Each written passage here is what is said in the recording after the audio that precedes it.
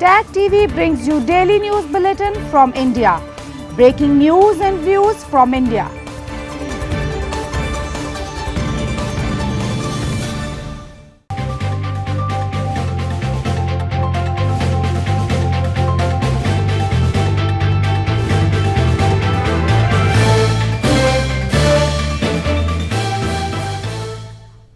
Good evening. Welcome to South Asia Newsline. I'm Surabhi Sharma. Here are the top stories we are tracking for you on Thursday, the 11th of July. India capable to deal with terror threats, says Foreign Ministry.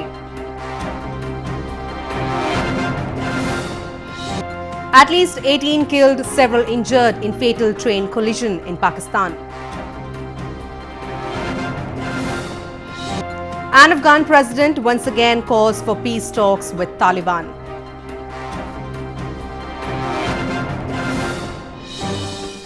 And now for all the details. India's Foreign Ministry said on Thursday that Indian security forces are capable to deal with threats from terrorists and does not fear them. The statement came in response to a recent video released by Al-Qaeda chief calling on terror groups to inflict unrelenting blows on Indian army and the government in India's Jammu and Kashmir.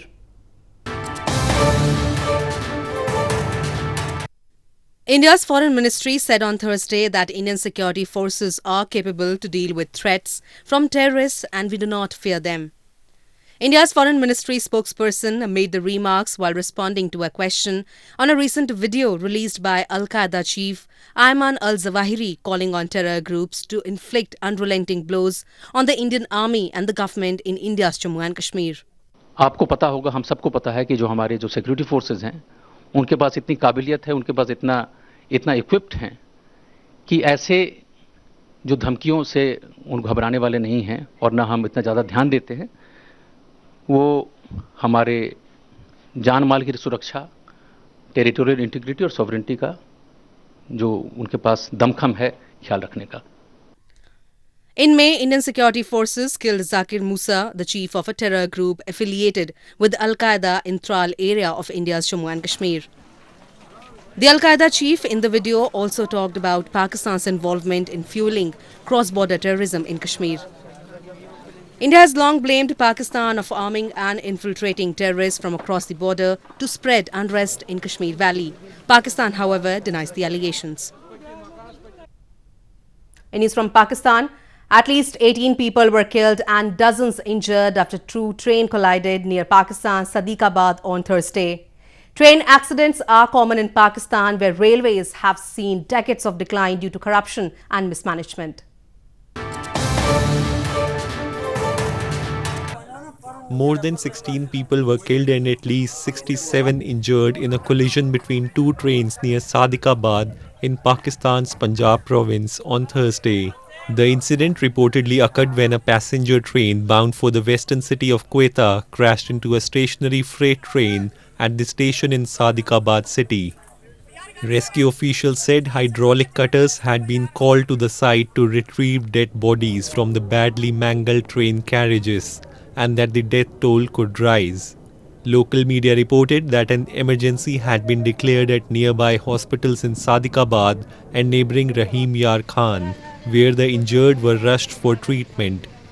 Pakistani Prime Minister Imran Khan offered condolences on Twitter and said he has asked Railways Minister to take emergency steps to counter decades of neglect of railway infrastructure and ensure safety standards. This is the second fatal train crash in Pakistan within the past month. On June 20th, at least 3 people died when a freight train collided with a passenger train near Hyderabad. More news from Pakistan. Maryam Nawaz, daughter of jailed former Prime Minister Nawaz Sharif, on Wednesday said that Pakistani Prime Minister Imran Khan's government wants to arrest her at any cost. This comes after an accountability court on Tuesday summoned Maryam in a corruption case on July 19th for submitting a fake trust deed.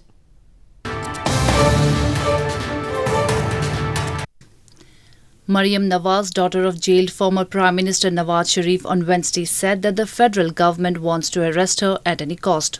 Mariam, who is also the leader of Pakistan Muslim League Nawaz or PMLN party, said that Prime Minister Imran Khan-led Pakistan Tehreek-e-Insaf or PTI government has got no case against her, and they have resorted to open up a fake case against her, which was suspended by the Islamabad High Court.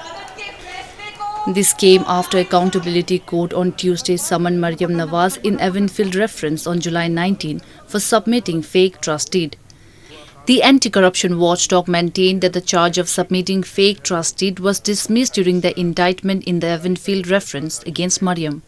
On July 6, 2018, the Accountability Court had jailed Nawaz Sharif, Mariam and her husband in the case. Later, the Islamabad High Court suspended sentences of all the three. Sharif is currently serving a 7-year prison term in connection with the Al Azizia Steel Mills corruption case. In news from Afghanistan, Afghan President Ashraf Ghani has once again called on the Taliban for peace talks. He said that the time for peace is now and warned that going back is not acceptable to the nation.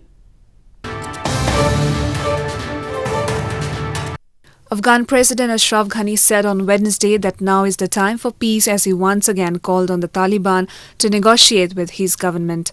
While addressing the 5th Annual European Anti-Corruption Conference in Kabul, Ghani said that the opportunity should be used for inclusive peace and warned that going back is not acceptable to the nation. He raised concerns over casualties among the security forces and said that this shows that the war price is very heavy, therefore talks between the government and the Taliban should happen. تمام ستاره با هم برابر از شاغل عیار شده. در این زمان اگر فرصت از دست بدیم باز مسئولیت بسیار بزرگ. This comes after Taliban on Monday agreed to reduce violence during the 2-day intra-Afghan peace talks in Doha, where a group of Taliban members met a 60-member delegation of Afghan representatives. The Taliban has so far refused to discuss peace with President Ghani, whom it considers a US stooge heading an illegitimate regime. In news from Bangladesh, former UN Secretary General Ban Ki-moon met Prime Minister Sheikh Hasina on the sidelines of a 2-day Dhaka meeting of the Global Commission on Adaptation. He visited Rohingya camps in Cox's Bazar and expressed his fears that the Rohingya issue would eventually be an unbearable crisis for Bangladesh.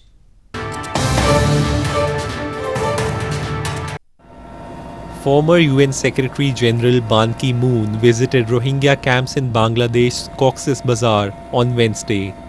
He expressed his fears that the Rohingya issue would eventually be an unbearable crisis for Bangladesh. The former UN chief criticized Myanmar for its visible reluctance to take back the forcibly displaced people and sought an urgent solution to the Rohingya crisis through a respectful return of the ethnic minority to Myanmar. He lauded Prime Minister Sheikh Hasina and the people of Bangladesh for extending refuge to Rohingyas on humanitarian grounds in spite of resource constraints. They are taking on huge responsibilities in making sure that these helpless Rohingya are living in this even very poor conditions, but they are now being able to live without much worry. More than 700,000 Rohingyas crossed into Bangladesh in 2017 after a crackdown by Myanmar's military sparked by Rohingya insurgent attacks on the security forces.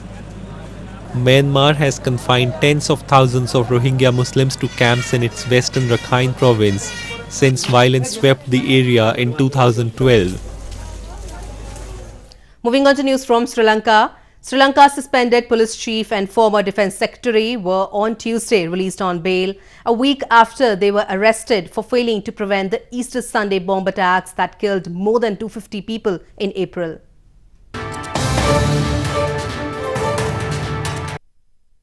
Sri Lanka's suspended police chief Inspector General Pujit Jayasundara and former defense secretary Himasiri Fernando have been released on bail in Easter attacks case. Colombo Magistrates Court granted their release on Tuesday and will hear the case on July 22nd. The bail comes just a week after they were arrested over allegations that they failed to prevent the Easter Sunday bomb attacks that killed more than 250 people on April 21st. Jayasundara and Fernando denied the allegations when they appeared before a parliamentary committee investigating the attacks on churches and luxury hotels claimed by the militant group Islamic State. The bombings took place despite repeated warnings from Indian intelligence that an attack was imminent. President Maithripala Sirisena has accused both of them for failing to act on an April 4 intelligence report about possible attacks. The suicide bomber struck on April 21st. Indian Air Force pilots on Wednesday flew the twin-jet fighter aircraft Sukhoi Su-30 along with French Rafale and Mirage 2000 during an ongoing joint exercise in France.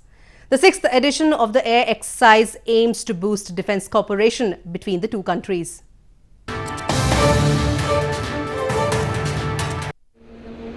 The Indian Air Force flexed its military muscles on Wednesday as it participated in the Indo-French air exercise Garuda at Mont-de-Marsan Air Base in France. The Indian Air Force pilots flew the twin-jet fighter aircraft Sukhoi Su-30 along with France's Rafale and Mirage 2000 during the 6th edition of the air exercise, aiming to boost defence cooperation. Indian Air Force Group Captain and Team Leader P.A. Shah said that the aim of the joint mission was to learn how to operate another air force and conduct flying operations in a safe, efficient and effective manner. The most important aim of the Indian Air Force contingent when we came for this exercise was to establish interoperability, to learn how to operate with another air force, to learn how to deploy at such long distances across continents, and after deployment to start conducting your flying operations in a safe, efficient and effective manner. And I think we have come a long way to achieving that. Garuda is a joint air exercise which started in 2003 and is conducted alternatively in France and India. The 6th edition of the exercise underway in France will conclude on July 14th. The last exercise, Garuda 5, was held in India in June 2014. Mentally disabled patients often face discrimination in the society.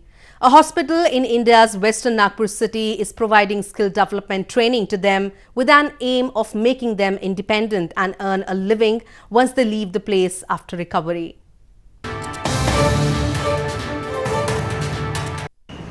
A hospital in India's western Nagpur city is focusing on skill development of the mentally disabled patients with an aim of making them become independent and earn a living once they leave the place after recovery.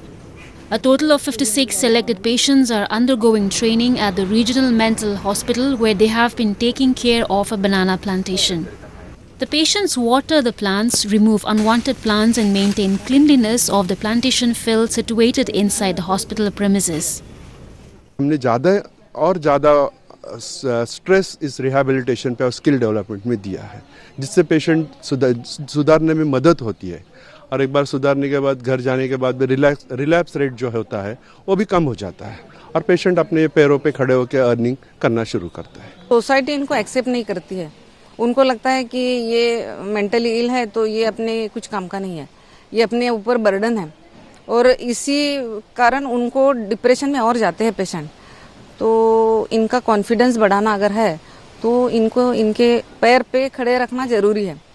तो इसमें farming हमको एक अच्छा ये लगा. Mentally disabled patients often face discrimination in the society. However, with some amount of practice and training, the patients can learn to stand on their feet. Well, that's the way it was in South Asia this evening. Before we conclude, the top stories once again. India capable to deal with terror threats, says Foreign Ministry.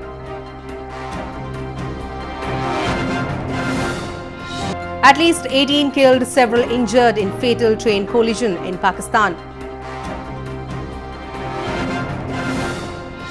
An Afghan president once again calls for peace talks with Taliban.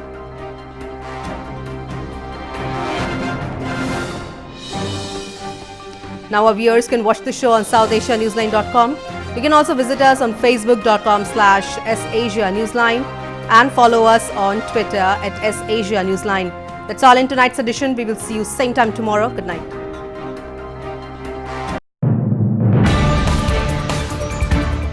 Tag TV brings you daily news bulletin from India. Breaking news and views from India.